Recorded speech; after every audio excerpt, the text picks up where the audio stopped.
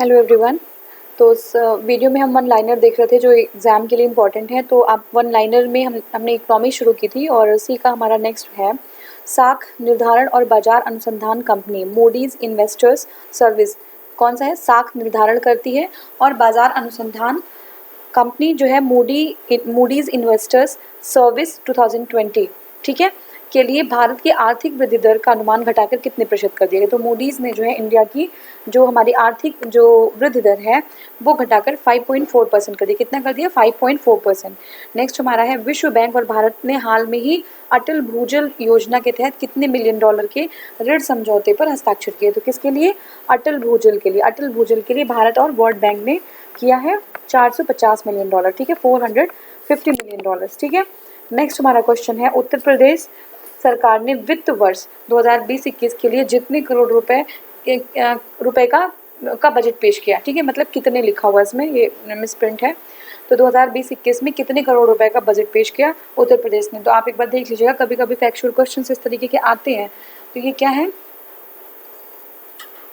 देखिए 5,12,860.72 करोड़, 5,12,860.72 करोड़ रुपए, ठीक है, 5,12,860.72 करोड़ रुपीज, ठीक है, 5,12,860.72 करोड़। आप 4-5 बार इसको अच्छे से देख भी लेंगे ना तो आप जो है सही टिक करके आ जाएंगे, ठीक है, 5,12,860.72 करोड़। नेक्स्ट हमारा है आर्थिक सर्वेक्षण 2019-20 में वित्त वर्ष 2021-20 के लिए देश की जीडीपी ग्रोथ कितनी रहने के अनुमान है। तो देखिए 6 to 6.5, ठीक है। आर्थिक इकोनॉमिक सर्वे के अकॉर्डिंग जो हमारा वित्त वर्ष है उसमें 2021 में जो जीडीपी है देश की वो कितनी रहने की अनुमान है, तो वह 6 to 6.5, ठीक है, 6। और मूडीज़ ने कितना अनुमान लगाया है? मूडीज़ ने जो अनुमान लगाया है, हाँ, ये जो हमारे आर्थिक वृद्धि दर है वो जो है 5.4 कर दिया है, ठीक है। इकोनॉमिक सर्वे कहती है कि 6 to 6.5 रहेगी।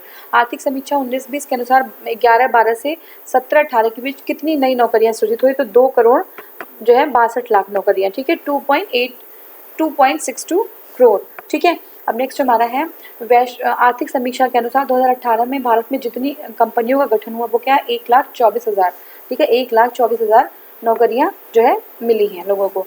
मुख्य आर्थिक सलाहकार कृष्णमूर्ति सुब्रमण्यम ने वित्त वर्ष 2020-21 में कृषि और इससे जुड़े क्षेत्र में कितना प्रतिशत वृद्धि की अनुमान किया है, ठीक है। तो जो मुख्य आर्थिक सलाहकार हैं, चीफ इकोनॉमिक एडवाइजर कौन है, ये भी पूछ सकता है कि चीफ इकोनॉमिक एडवाइजर कौन थे। तो कृष्णमूर्ति सुब्रमण्यम जी थे और उन्होंने कृषि से जुड़े और उससे जुड़े जो जितने जो कृषि क्षेत्र का डेवलपमेंट है वो 2.8% अनुमान लगाया कि वृद्धि जो है 2.8% होगी। नेक्स्ट हमारा है आर्थिक समीक्षा के अनुसार वित्त वर्ष 2024-25 के लिए, ठीक है, 2024-25 तक 5,000 अरब डॉलर की अर्थव्यवस्था बनाने के लिए भारत को बुनियादी संरचना पर कितना खर्च करना जरूरी है। तो यह 1,400 अरब डॉलर। नेक्स्ट हमारा है श्रीमती निर्मला सीतारमण द्वारा 21 जनवरी 2020 को संसद में पेश की गई आर्थिक समीक्षा 2019-20 के अनुसार विश्व बैंक के कारोबारी सुगमता श्रेणी में भारत 2014 के 142वें स्थान से 2019 में 63 स्थान पे पहुंच गया। ये वेरी वेरी इंपॉर्टेंट है, ठीक है ना।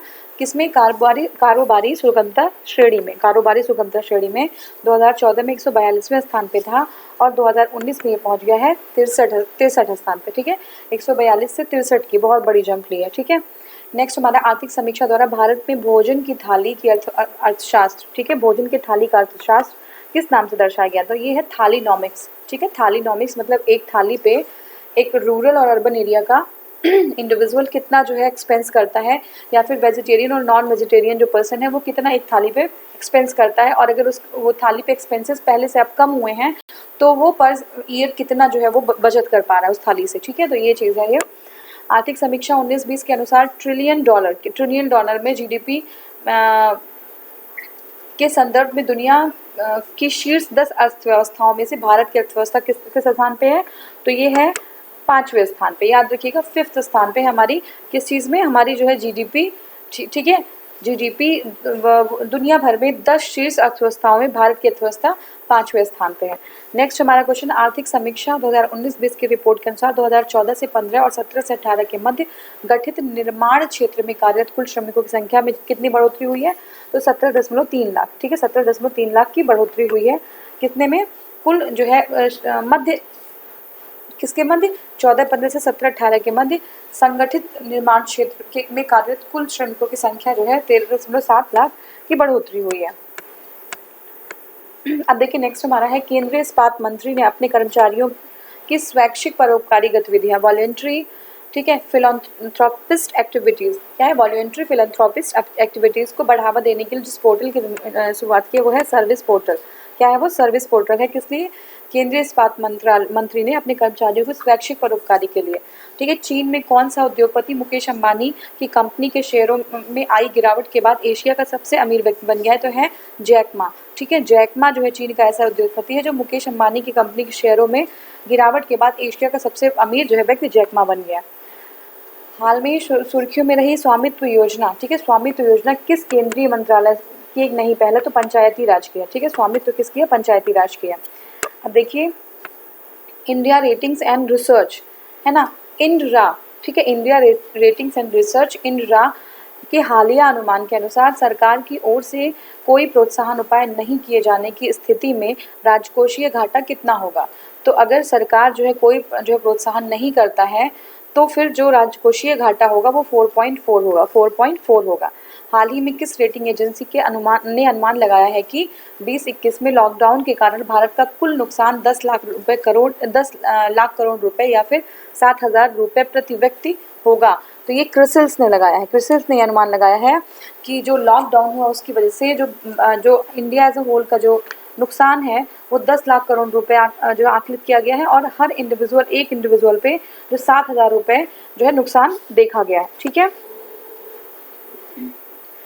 हाँ, अब नेक्स्ट हमारा है कि कोविड-19, ठीक है। कोविड-19 के कारण जो संकट आया हुआ है, कोविड-19 के कारण आए संकट से निपटने के लिए उड़ीसा द्वारा शुरू किए गए COVID-19 odisha.gov.in, ठीक है। covid19.odisha.gov.in पोर्टल का उद्देश्य क्या है? तो इसका पोर्टल का उद्देश्य है प्रवासी श्रमिकों का पंजीकरण। क्या है? प्रवासी श्रमिकों का पंजीकरण, ठीक है। तो देख लीजिए फिर से covid19.odisha.gov.in, ठीक है। तो ये जो है इसका है प्रवासी श्रमिकों का पंजीकरण करना। नेक्स्ट हमारा है केंद्रीय मंत्री नितिन गडकरी ने हालिया घोषणा के अनुसार सरकार द्वारा स्थापित किए जाने वाले 1 ट्रिलियन रुपए के फंड का क्या उद्देश्य है? तो ये MSME को बकाया ऋणों को चुकाना, ठीक है। 1 ट्रिलियन रुपए का जो फंड दिया गया है और ये केंद्रीय मंत्री नितिन गडकरी जी ने घोषित किया है। तो ये जो है MSME को बकाया ऋणों के लिए चुकाने के लिए है। Narcotics drugs and psychotropic substances, ठीक है। Narcotic drugs and psychotropic substances अधिनियम जो हाल ही में सुर्खियों में था किस केंद्रीय मंत्रालय से जुड़ा है? तो ये वित्त मंत्रालय से जुड़ा है, ठीक है, वित्त मंत्रालय से। नेक्स्ट हमारा है भारतीय रिजर्व बैंक, ठीक है। भारतीय रिजर्व बैंक ने हाल में अपनी सेल्फ MF, ठीक है, SLF-MF, ठीक है, SLF-MF योजना के तहत लाभ को बढ़ाया, ठीक है। SLF-MF की योजना के तहत भारतीय रिजर्व बैंक ने लाभ को बढ़ाया। यह योजना MF का मतलब क्या है? तो म्यूचुअल फंड, MF मतलब है म्यूचुअल फंड। किस वैश्विक संगठन ने साउथ एशिया इकोनॉमिक फोकस के नाम से एक रिपोर्ट जारी किया जिसमें उसने इस वित्त वर्ष में भारत की वृद्धि दर 1.5 to 2.8 बहुत ही कम जो है बताई है, 1.5 to 2.8 जो है वृद्धि दर रहने का अनुमान है। तो ये जो है आपके विश्व बैंक ने किया है और टाइटल है इनका एक रिपोर्ट का जिसका नाम है south Asia economic focus, south Asia economic focus. सरकारी स्वामित्व वाली कंपनी HLL, ठीक है, लाइफ केयर लिमिटेड द्वारा कोविड-19 किसके लिए? HLL लाइफ केयर लिमिटेड द्वारा कोविड-19 के लिए विकसित तीव्र एंटीबॉडी निदान किट का नाम क्या है? तो ये है मेक श्योर, ठीक है। क्या है? Make sure. तो ये जो है एंटीबॉडी निदान के लिए किट है, इसका नाम है, इसका ब्रांड का नाम है मेक श्योर। नेक्स्ट हमारा है किस भारतीय गैर सरकारी संगठन NGO ने सामाजिक उद्यमिता के लिए $1.5 मिलियन की इनामी राशि वाला स्केल पुरस्कार जीता? तो ये क्या है? हाँ, देखिए फिर से देख लीजिए कौन सी NGO है जो गैर सरकारी संगठन जिसने सामाजिक उद्यमिता के लिए प्रतिष्ठित $1.5 मिलियन की इनामी राशि का जो है वाला स्कोल पुरस्कार जीता। कौन सा पुरस्कार? स्कोल पुरस्कार। तो स्कोल पुरस्कार अर्मन ने जीता, ARMMAN, ठीक है, अर्मन, ये एक NGO है। हाल ही में किस भारतीय निजी क्षेत्र के बैंक ने व्हाट्सएप पर बैंकिंग सेवाओं को शुरू कर दिया है? तो ICICI बैंक ने शुरू कर दिया, व्हाट्सएप पे जो है बैंकिंग सेवाओं को शुरू कर दिया इन्होंने, ठीक है। और नेक्स्ट हमारा है भारतीय रिजर्व बैंक की अधिसूचना के अनुसार कॉर्पोरेट बॉन्ड में विदेशी पोर्टफोलियो निवेश, ठीक है, कॉर्पोरेट बॉन्ड में विदेशी पोर्टफोलियो निवेश FPI फॉरेन जो है आपका पोर्टफोलियो इन्वेस्टमेंट में निवेश की सीमा क्या है, तो 15% है। बिल्कुल याद रखिएगा इसको कि रिजर्व बैंक की अधिसूचना के अनुसार कॉर्पोरेट बॉन्ड में विदेशी पोर्टफोलियो निवेश का जो है सीमा क्या है, वो है 15%। नेक्स्ट हमारा इंश्योरेंस ऑस्ट्रेलिया जनरल, ठीक है, इंश्योरेंस ऑस्ट्रेलिया जनरल कि भारत की किस बीमा कंपनी में अपनी पूरी 26% हिस्सेदारी बेच दी है, तो है SBI जनरल इंश्योरेंस, ठीक है। SBI जनरल इंश्योरेंस ने इंश्योरेंस ऑस्ट्रेलिया जनरल ने भारत की किस बीमा कंपनी में अपनी पूरी 26% की हिस्सेदारी बेच दी है, तो ये है SBI जनरल इंश्योरेंस। केंद्र सरकार द्वारा घोषित राहत पैकेज में महिला एवं स्वयं सहायता समूहों को किस योजना के तहत 20 लाख रुपए तक के जमानत मुक्त ऋण दिए जाएंगे, तो दीनदयाल उपाध्याय आजीविका योजना। इसमें क्या किया जाएगा, एक जो है राहत पैकेज होगा और महिला और स्वयं सहायता समूहों को 20 लाख रुपए तक जो है जमानत मुक्त, कोई जमानत नहीं देना पड़ेगा उसके लिए, और ऐसा जो है ऋण दिया जाएगा, ये दीनदयाल आजीविका मिशन के तहत। नेक्स्ट हमारा हाल ही में राज्य सरकार ने शहरी क्षेत्रों में रहने वाले लोगों को कम से कम 120 दिन की रोजगार गारंटी देने वाली मुख्यमंत्री शहरी रोजगार गारंटी योजना है, कहाँ की, हिमाचल प्रदेश की, जो 120 दिन के लिए रोजगार देगी। नेक्स्ट हमारा है हाल ही में कृषि और किसान कल्याण मंत्रालय ने, किसने, कृषि और किसान कल्याण मंत्रालय ने कोविड-19 की वजह से उत्पन्न परिस्थितियों के मद्देनजर जिस पोर्टल में संशोधन किया है वो है ई-नैम, ठीक है। ई-नैम में जो कृषि और किसान कल्याण मंत्रालय ने कोविड-19 की वजह से उत्पन्न परिस्थितियों के मद्देनजर जो है किसान कल्याण मंत्रालय ने ई-नैम जो है क्या किया है, संशोधन किया इसमें। अब देखिए HIL इंडिया ने हाल में ही जिस बैंक के साथ ग्राहक भुगतान पोर्टल लॉन्च किया, ठीक है, HIL ने किस बैंक के साथ ग्राहक भुगतान पोर्टल लॉन्च किया, तो यूनियन बैंक ऑफ इंडिया के साथ, ठीक है। HIL ने यूनियन बैंक ऑफ इंडिया के साथ ग्राहक भुगतान पोर्टल लॉन्च किया।